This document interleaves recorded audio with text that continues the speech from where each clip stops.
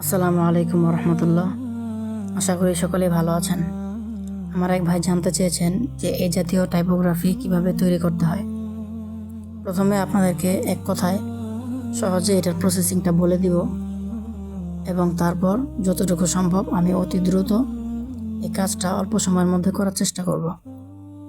এখানে দুইটা বিষয়। একটা বিষয় হচ্ছে এখানে রমাদান লেখা আছে।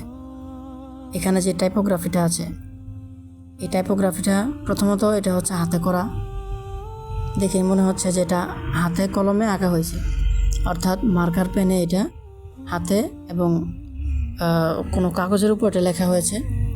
তারপর সেখান থেকে কাগজের যে সাদা ব্যাকগ্রাউন্ড আছে ওই সাদা ব্যাকগ্রাউন্ডটা রিমুভ করে শুধু কালারটা রাখা হয়েছে।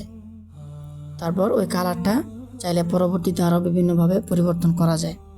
এটা পিক্সেল লেবেল আছে, যে কোনো একটা কালার, হয়তো সাদা কালার অথবা এখানে যে কালার আছে আকাশি কালার, এটাও চেঞ্জ করা যায়। মানে ব্যাকগ্রাউন্ডটা একেবারে স্বচ্ছ রাখা যায়, ট্রান্সপারেন্ট রাখা যায়। তো এটা হচ্ছে রমাদানের টাইপোগ্রাফি সম্পর্কে আলোচনা। দ্বিতীয়ত হচ্ছে যে ব্যাকগ্রাউন্ডটা, এই ব্যাকগ্রাউন্ডটা ইস্তাম্বুলের শহরের একটা মসজিদের দৃশ্য, গম্বুজের দৃশ্য। এটা যদি এটাকে আপনারা পিন্টারেস্ট অথবা গুগলে সার্চ করেন তাহলে পেয়ে যাবেন।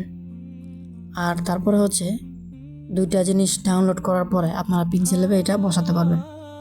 আচ্ছা চলেন আমরা দেখি যে এই নিয়ম অনুযায়ী আমাদের এটা কতটুকু কাজ করে। আমরা প্রথমে পিন্টারেস্টে যাব। আচ্ছা, পিন্টারেস্টে প্রথমে রমাদান হ্যান্ড ড্রোন ক্যালিগ্রাফি, অর্থাৎ রমাদান এই শব্দটা হাতে লেখা ক্যালিগ্রাফি, আমরা এটা খুঁজব, দেখব কোথাও পাওয়া যায় কিনা।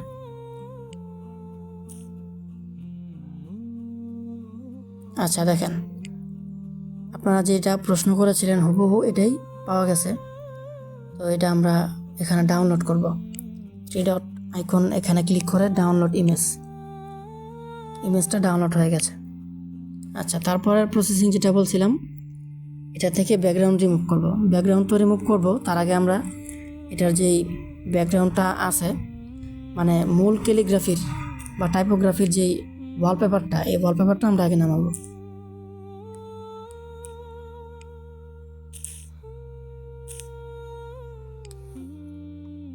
জন্য আমরা লিখবো ইস্তানবুল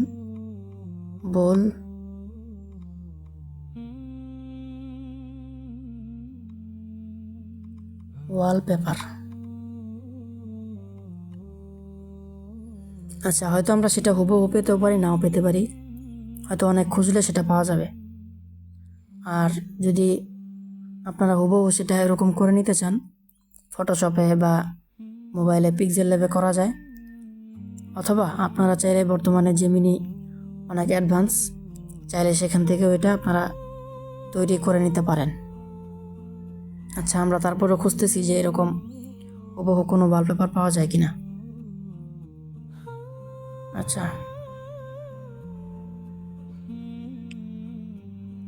ইস্তাম্বুল পোস্টার এটা লিখে সার্চ করলে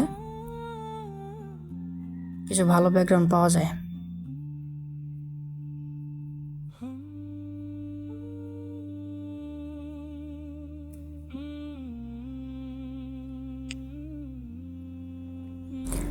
হুবহু ওই ব্যাকগ্রাউন্ডটা যেহেতু আমরা পাইলাম না, তো এই জন্য আমরা এটা দিয়ে কাজ চালিয়ে যেতে পারি। প্রথমে এটা আমরা ডাউনলোড করে নিলাম। ডাউনলোড করার পর আমরা পিক্সেল ল্যাবে যাব।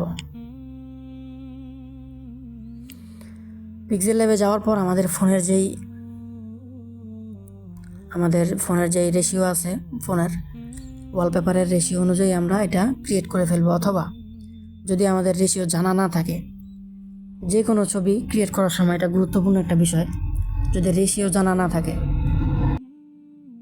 সেক্ষেত্রে আমরা একেবারে একজ্যাক্ট পিক্সেলটা বের করার জন্য অ্যান্ড্রয়েড অ্যাসিস্ট্যান্ট, আমি আপনাদেরকে মার্ক করে দেখাই,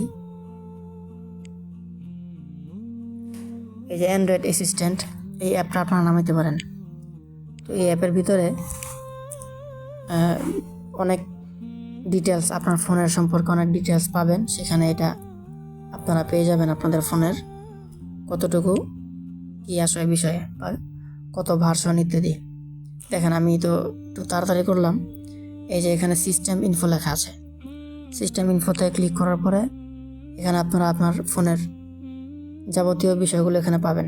দেখেন এখানে আমার ফোনের রেজুলেশনটা দেখা যাচ্ছে, রেজুলেশন 720x1612। এই পিক্সেলটা হচ্ছে আমার ফোনের। এখন একটা ক্রিয়েট করার জন্য আমি পিক্সেল ল্যাবে একটা এরকম রেশিও তৈরি করব। রেশিও তৈরি করার জন্য পিক্সেল ল্যাবে নিচে একেবারে এই আইকন থেকে আমরা তৈরি করতে পারবো। আচ্ছা, এটার পাশে এখানে যেটা আছে এটা দিয়ে আমরা তৈরি করব, এই যে এই আইকন থেকে। আচ্ছা, image size, crop, image size, এখানে আমরা ইমেজ সাইজ দিয়ে দিব 720, তারপর দেখছিলাম 1650 দিলাম। আমার সঠিক মনে আসতেছে না, হয়তো 1680 হবে। আমি আবার দেখতেছি।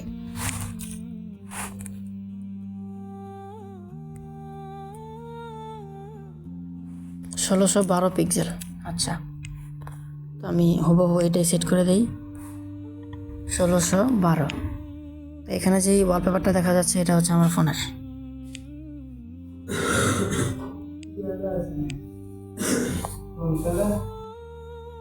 এখানে আমার রেশিওটা ঠিক করার পর আমরা যে ইমেজটা ডাউনলোড করেছিলাম সেটা এখানে আনবো। এই যে আমার ইমেজ। তো এখান থেকে আমি যতটুকু রাখতে চাই ততটুকু রাখবো।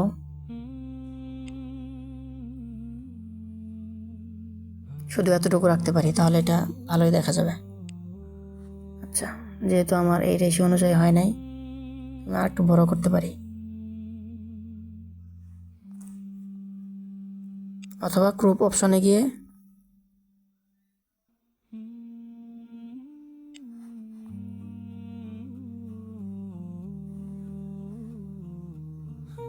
যাই হোক, এটা যেহেতু আপনাদেরকে বোঝানোর জন্য আপনারা নিজেরা পছন্দ মতো সেট করে নেবেন।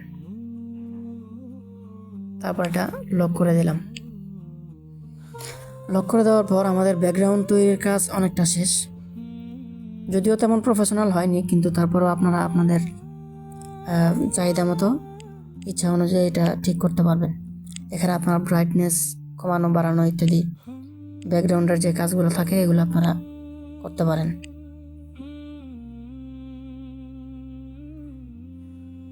আচ্ছা, আমি তো এটা লক করে রাখছিলাম, তো এটা হয় নাই। এখানে কালার ফিল্টার্স, এই অপশন থেকে আপনারা বিভিন্ন কালারও চেঞ্জ করতে পারবেন এইভাবে। আচ্ছা, স্যাচুরেশন, ব্রাইটনেস এটা একটু কমই রাখতে পারি, বা যদি দিনের থিম চান তাহলে সেক্ষেত্রে ব্রাইটনেস বাড়াইতে পারেন। আচ্ছা, এটা এখানে থাকলো এভাবেই, আমি এটা আর কিছু করলাম না। তারপরে আমাদের যে টাইপোগ্রাফিটা এটা এখানে নিয়ে আসলাম। এখানে ওয়াটারমার্ক আছে, জানি না এটা কার তৈরি, তো এটা আমি একটু ছোট করে দিই। ওয়াটারমার্কটা আপাতত আমি রাখতেছি না।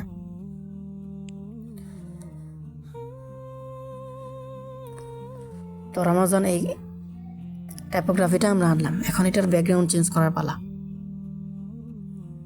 আমরা এখান থেকে এরিজার কালার অথবা এরিজ কালার, এই যে এখানে এটা, এই অপশন থেকে আপনারা ব্যাকগ্রাউন্ডটা রিমুভ করতে পারবেন। এটা এনেবল করবেন, অটোমেটিক অলরেডি চলে গেছে ব্যাকগ্রাউন্ড। তারপরও টলারেন্স যদি আপনারা বাড়ান তাহলে একেবারে নিখুঁতভাবে এটার ব্যাকগ্রাউন্ডটা চেঞ্জ হবে। অর্থাৎ ব্যাকগ্রাউন্ডটা যেহেতু সাদা কালার ছিল, তো এই সাদা কালারটা আপনার ইমেজের মধ্যে যত অংশে যত জায়গায় আছে সব চলে গেল। আচ্ছা, এবার এটাকে আমরা ব্যাকগ্রাউন্ডের কালার এর দিকে লক্ষ্য করে আমরা এটাকে মিলিয়ে নিব। এটা কালার অপশনে এনেবল করলাম। এবার আমাদের ইচ্ছে মতো কালার এখানে আমরা সেট করতে পারবো।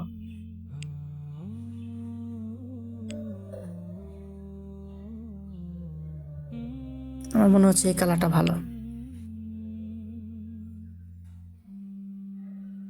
এটা একটু ডার্ক হয়ে গেছে ব্যাকগ্রাউন্ডটা, এই জন্য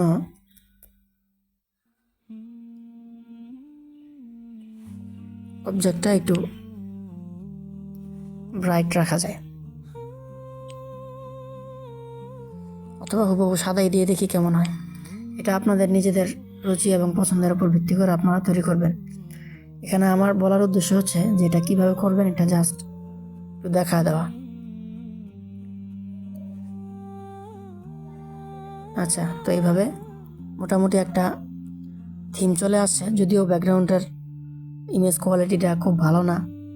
তারপরে আমাজনের টাইপোগ্রাফিটাও ওরকম হুবহু করা হয় নাই, কিন্তু এখানেই আপনারা যদি একটু নাড়াচাড়া করেন তাহলে পেয়ে যাবেন। যদি আমি কালো রাখি অথবা কালার চেঞ্জ করি, এটা সম্পূর্ণ আমার হাতে, এটা আমার কন্ট্রোলের মধ্যে আছে। যাই হোক, আশা করি বুঝতে পারছেন। যত সময় দিবেন এটার পিছনে আপনার ডিজাইনটা ততই সুন্দর হবে।